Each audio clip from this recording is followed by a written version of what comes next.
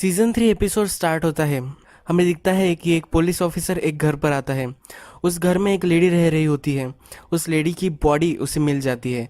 उस घर में इलीगली डॉन सोलोमांका के लिए जो काम करते हैं वो ट्विंस वो रह रहे होते हैं। जब वो घर का दरवाज़ा खटखटाता है और बाहर आने के लिए बोलता है तो एक ट्विन वहाँ से बाहर आता है। वो उसकी तरफ गन पॉइंट करता है और उसको सरेंडर करने के लिए बोलता है, पर दूसरा ट्विन फिर वहाँ से आता है और उस पुलिस ऑफिसर को मार देता है। इस सीज़न में बहुत सारे सीरीज ऑफ शॉट्स में हमें बताया गया है कि कितने रुथलेस ये दोनों ट्विन्स है, कितने टफ ये दोनों ट्विन्स है। ये हमें इस सीन से भी यही हमें इंडिकेट किया जा रहा है। नेक्स्ट सीन में स्काइलर और वॉल्टर की बात हो रही होती है। स्काइलर वॉल्टर को बोलती है कि अब हमारा जो डिवोर्स हो गया है तो हमें ये कैसे वॉल्टर जूनियर को बताना है। तो वॉल्टर उससे बताता है कि वॉल्टर जूनियर समझ जाएगा। मैं भी इस रिलेशनशिप में खुश नहीं था और तुम भी खुश नहीं थी, इसलिए ये एक अच्छा डिसीजन हमने लिया है, तो वो ये समझ सकता है। जो डिवोर्स पेपर्स होते हैं उसमें वॉल्टर ने लिखा हुआ होता है कि वो सब चीज़ों का ख्याल रखने वाला है, उसकी फैमिली का ट्रांसपोर्ट, क्लोथिंग, एजुकेशन, ये सब चीज़ें उसमें आ जाती है। स्काइलर उसे बोलती है कि ये ब्लड मनी मैं कैसे लग सकती हूँ। तो वॉल्टर उसे बोलता है कि तुम्हारे पास कोई चॉइस भी नहीं है। वैसे भी जो 6 मंथ प्रीवियस 6 मंथ्स थे वह उसमें तो यही पैसों से हम घर चला रहे थे। फिर हमें मालूम होता है कि वॉल्टर एक हाउस देख रहा होता है, एक सैम्पल फ्लैट वो देख रहा होता है। वो उसके सेल्समैन से पूछता है कि ये मुझे अच्छा लगा है तो मैं यही हाउस ले सकता हूँ क्या। तो सेल्समैन उसे बोलता है कि ये एक सैम्पल हाउस है और हम इसे सेल नहीं कर सकते। वॉल्टर के पास बहुत सारे पैसे होते तो बोलता है कि इस वर्ल्ड में क्या नेगोशिएबल नहीं है, और वो उस हाउस को बाय कर लेता है। नेक्स्ट सीन में हम लॉस पोलस में आ जाते हैं। गस फ्रिंग वहाँ होता है और उन दोनों ट्विंस को दिखाया गया है। वो वहाँ आकर बैठ जाते हैं। उसके बाद जेसी अपने फ्रेंड्स को मेथ दिखा रहा होता है। वो बोलता है कि ये मैंने कुक किया है, तो उसके फ्रेंड उसके बहुत अप्रिशिएट करते हैं।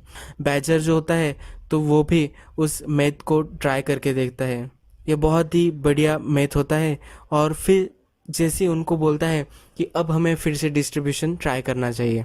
उसके फ्रेंड बोलते हैं कि पिछले बार की तरह हमें नहीं करना चाहिए, पिछली बार बहुत ही बड़ी मेस हो गई थी। तो जेसी उसे बोलता है कि पिछले बार मेरे पास पार्टनर था और इस बार सिर्फ मैं ही इसका इंचार्ज रहने वाला हूँ। पिछली बार हमारी जो ग्रिड थी उसकी वजह से हमें वो सब प्रॉब्लम्स से डील करनी पड़ी। अब हम ग्रीडी नहीं बनेंगे जैसे पहले होता था कि हम थोड़ा सा सेल करेंगे और उससे हम गुजारा कर लेंगे। इस तरह से अब हम इस बार भी करने वाले हैं। तो उसके फ्रेंड्स उसे मान जाते हैं कि हम इस तरह से कर सकते हैं, हम अगर ज़्यादा ग्रीडी नहीं बनेंगे तो ये वर्क कर सकता है। हैंक जेसी के घर पर सर्विलेंस रखा हुआ होता है। वो अपने गाड़ी में वही बैठा हुआ होता है। वो उस घर से स्किनी पीट और बैजर को निकलते हुए दिखता है। बैजर को उसने पहले भी पकड़ा था ब्लू मेट डील करते हुए, तो उसका शक अब ज़्यादा स्ट्रांग होने लगता है। वॉल्टर जूनियर को स्कूल में छोड़ रहा होता है, तो उसे बोलता है कि ये एक अच्छा ही हुआ जो हमने डिवोर्स ले लिया। इससे मैं तुम्हें बहुत बार मिल सकूंगा और मैं तुम्हें स्कूल में छोड़ सकता हूँ और लेने भी आ सकता हूँ। वॉल्टर जूनियर उसे बोलता है कि मेरा फ्रेंड मुझे ड्रॉप कर देता है, मुझे कुछ ज़रूरत नहीं है।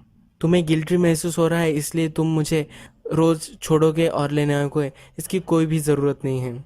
वॉल्टर उसे बोलता है कि ये तुम्हें अजीब लगेगा पर मुझे बहुत अच्छा महसूस हो रहा है आजकल। नेक्स्ट दिन भी जब गस अपने रेस्टोरेंट में आता है तभी भी वही ट्विंस वहाँ बैठे हुए होते हैं। वॉल्टर अपने न्यू जॉब पर यानी कि अंडरग्राउंड बेसमेंट में जब वो पहुँचता है तब उसके पास एक और असिस्टेंट उसे उसके नीचे दिया गया होता है। वो जब उससे बात करता है तो उसका नाम गेल होता है। वॉल्टर उसकी सब क्वालिफिकेशंस भी देखता है। वो बहुत ही ब्रिलियंट एक साइंटिस्ट होता है। वॉल्टर एक साइड में एक उसका प्रोजेक्ट भी देखता है। उस प्रोजेक्ट में कॉफ़ी बनाने की एक मशीन होती है। जब वॉल्टर उसे टेस्ट करता है तो वॉल्टर बिलीव नहीं कर पाता कि इतनी अच्छी कॉफ़ी भी हम बना सकते हैं। वो दोनों में बहुत ही सिमिलरिटीज़ होती है, इसलिए वो दोनों उनका जो काम होता है वो बहुत ही एंजॉय कर रहे होते हैं। वॉल्टर काम हो जाने के बाद उससे पूछता है कि तुम यहाँ कैसे काम कर रहे हो, यहाँ कैसे तुम पहुँच गए। तो वो बोलता है कि मैं एक कॉर्पोरेट टाइप जॉब कर रहा था जहाँ मुझे एक्चुअल में मज़ा नहीं आ रहा था मेरे काम पर। और केमिस्ट्री एक मैजिक होती है, मुझे लैब में काम करना चाहिए था। इसमें पैसे भी बहुत है और मैथ लोग तो बाय करने ही वाले हैं। अगर वो बाय करने ही वाले हैं तो उन्हें बेस्ट मिलना चाहिए, नो एडल्ट्रेशन वगैरह। तो इसलिए ये काम मैंने चूज़ किया है। हैंक अपनी कार में ही जेसी के घर पर सर्विलेंस रख रहा होता है, तभी उसको मरी का कॉल आता है। मरी उससे पूछती है कि क्या तुम घर आने वाले भी हो या नहीं। तो हैंक उसे बोलता है कि जी ये मेरा काम हो जाए तो मैं आ जाऊंगा घर पर। मरी उससे बोलती है कि ये तुम जेसी पर ही सर्विलेंस रख रहे हो ना। तो वॉल्टर भी उससे डील करता था, वॉल्टर उससे मैरिजुआना खरीदता था, तो वॉल्टर को कुछ पता होगा उस आरवी के बारे में। तो हैंक को भी आइडिया आता है और हैंक वॉल्टर को कॉल कर देता है। वॉल्टर को वो घुमा फिरा कर पूछने वाला होता है, पर वॉल्टर उससे बोलता है कि मेरा टाइम वेस्ट मत करो और डायरेक्टली मुझे पूछ लो। तो वो वॉल्टर से पूछता है कि जब तुम जेसी के साथ डील कर रहे थे तो तुमने एक आरवी या कुछ वैन तुमने देखी थी या नहीं। तो वॉल्टर उसे बोलता है कि मैंने ऐसा कुछ नहीं देखा। वॉल्टर बहुत ही डर जाता है क्योंकि अगर हैंक को वो मिल गए तो वॉल्टर के बहुत सारे फिंगरप्रिंट्स वगैरह उस वैन पर है और वॉल्टर को वो उससे कनेक्ट कर लेगा। तो वो डायरेक्टली जेसी को कॉल करता है, पर जेसी के घर पर सर्विलेंस हो सकती है, उसका फ़ोन टैप हो सकता है, इसलिए वो जेसी को कॉल कर कर उससे कुछ भी नहीं बोलता। फिर वो अपने लॉयर सॉल को कॉल करता है। वो सॉल को बताता है कि हमें बहुत बड़ी हमारी प्रॉब्लम हो चुकी है, तो वो आरवी को डिस्पोज करने की सलाह उसे देता है। सॉल के पास भी कुछ प्लान नहीं होता है कि उसको कैसे डिस्पोज करना है। आरवी जहाँ रखी हुई होती है वहाँ वॉल्टर आ जाता है। वॉल्टर बोलता है कि हमें अभी के अभी इसको यहाँ से उठाना पड़ेगा। बैजर भी वहाँ होता है और बैजर का कज़न वॉल्टर से पूछता है कि ये सब तुम क्या कर रहे हो। तो वॉल्टर उसे बोलता है कि डीईए को ये सब पता चल चुका है और डीईए को ये तुम्हारी प्रॉपर्टी पर यहाँ मिल गई तो हम सब बहुत ही बड़े खतरे में हो सकते हैं। तो बैजर का फ्रेंड उसे बोलता है कि मैं एक आदमी को जानता हूँ जो इस आरवी को पूरा डिस्पोज कर देगा, कुछ भी तुम्हें इस आरवी का नहीं मिलेगा। फिर वो वहाँ से आरवी को लेकर जा रहे होते हैं। बैजर जेसी को कॉल करता है और जेसी को बोलता है कि हाइजनबर्ग तुम्हारी आरवी लेकर यहाँ से जा रहा है और उसको वो डिस्पोज करने वाले हैं। जेसी बहुत चिढ़ जाता है और जल्दी जल्दी में गाड़ी निकालता है और वहाँ से निकल जाता है। हैंक भी उसकी गाड़ी का पीछा करता है।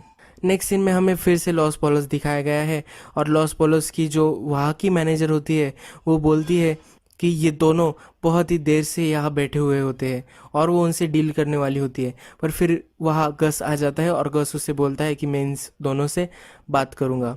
वो दोनों ट्विंस उससे पूछते हैं कि अब वॉल्टर का क्या करना है, जल्दी से हमें कुछ ना कुछ वॉल्टर का करना पड़ेगा। गस उनसे बोलता है जब शाम हो जाएगी तब मुझे मिलो और हम उससे बात करेंगे। वॉल्टर जो स्क्रैप करने वाला होता है उसके पास जाता है, उसे पैसे देता है और उसे बोलता है पूरा काम अच्छे से हो जाना चाहिए। वो उसे अश्योर करता है कि तुम्हें ये कहीं भी नहीं मिलेगा, ये डायरेक्टली हम ओशन में फेंक देंगे और ये किसी को भी इसका पता नहीं चलेगा। वॉल्टर उसकी गाड़ी उसने नहीं लाई होती तो वो उसके एक कैब बुक करने के लिए बोलता है। फिर जेसी वहाँ आ जाता है। जेसी आने पर वॉल्टर बहुत ही ज़्यादा गुस्सा हो जाता है जेसी पर और वॉल्टर गाड़ी में से देखता है तब वहाँ हैंक भी आया हुआ होता है और हैंक उन पर नज़र रख रहा होता है। हैंक गाड़ी से बाहर निकलता है और आरवी के पास आता है। आरवी को वो खटखटाता है और बोलता है कि अब मैंने तुम्हें बस्ट कर लिया है और अब तुम्हें वैन से बाहर आ जाना चाहिए। पर तभी स्क्रैप करने वाला जो होता है वो हैंक से बातचीत करना स्टार्ट कर देता है। वो बोलता है कि तुम मेरे प्रॉपर्टी पर हो और तुम ट्रेस पासिंग कर रहे हो। फिर हैंक उसे बोलता है कि मेरे पास एक प्रोबेबल रीज़न है कि मैं इस प्रॉपर्टी पर आ सकता हूँ और वैन की तलाशी ले सकता हूँ। तो वो उसे बोलता है कि ये एक वैन नहीं है तो एक रेसिडेंशियल है। हैंक बोलता है कि इस पर तो व्हील्स वगैरह सब कुछ है। तो वो उसे बताता है पर तुमने इस प्रॉपर्टी पर इसको मूव होते हुए नहीं देखा, तो तुम ये बता नहीं सकते कि ये रेसिडेंशियल है या एक आरवी है। वो उसे लीगली बहुत ही ज़्यादा परेशान कर देते हैं। तो हैंक उन्हें बोलता है कि अब तो ये वैन इधर ही होने वाली है तो मैं एक लीगली वारंट भी ला सकता हूँ। तो वो वारंट लाने के लिए अपने गाड़ी में से कॉल कर देता है। जेसी और वॉल्टर दोनों अंदर ही होते हैं और जेसी वॉल्टर को पूछता है कि क्या हम इससे बच सकते हैं, कि क्या तुम्हारे पास कोई प्लान है। तो वॉल्टर उसे बताता है कि हाँ मेरे पास एक प्लान है। फिर सॉल उसके असिस्टेंट से हैंक को एक कॉल करवाता है। हैंक को बोलते हैं कि तुम्हारी वाइफ का एक्सीडेंट हो चुका है और उसको एक हॉस्पिटल में ले जा रहे हैं। हैंक बहुत ही डर जाता है और फास्ट गाड़ी चलाकर उस हॉस्पिटल में पहुंच जाता है। जब वो हॉस्पिटल में पहुंच जाता है तब उसे मालूम होता है कि ऐसा कुछ भी नहीं है और मरी का भी उसको कॉल आता है। वो बहुत ही ज़्यादा गुस्सा हो जाता है। हैंक के जाने के बाद वो पूरी आरवी को स्क्रैप कर डालते हैं। जब इवनिंग में गस उन ट्विंस को मिलने जाता है तो वो उन्हें बोलता है कि वॉल्टर वहाँ था जब टुको को मारा गया, पर वॉल्टर ने टुको पर गन नहीं चलाई। वो एक डीए एजेंट था। तो वो बोलते हैं कि डीए एजेंट्स को हम नहीं मार सकते, ये हमारा कार्टेल अलाउड नहीं करता। तो गस बोलता है कि ये मेरा इलाका है, यहाँ हम कुछ भी कर सकते हैं, तुम्हें कोई भी प्रॉब्लम नहीं होगी। उस डीए एजेंट का नाम भी गस बोल देता है। हैंक का नाम वो उन्हें बता देता है। यही ये एपिसोड ख़त्म हो जाता है।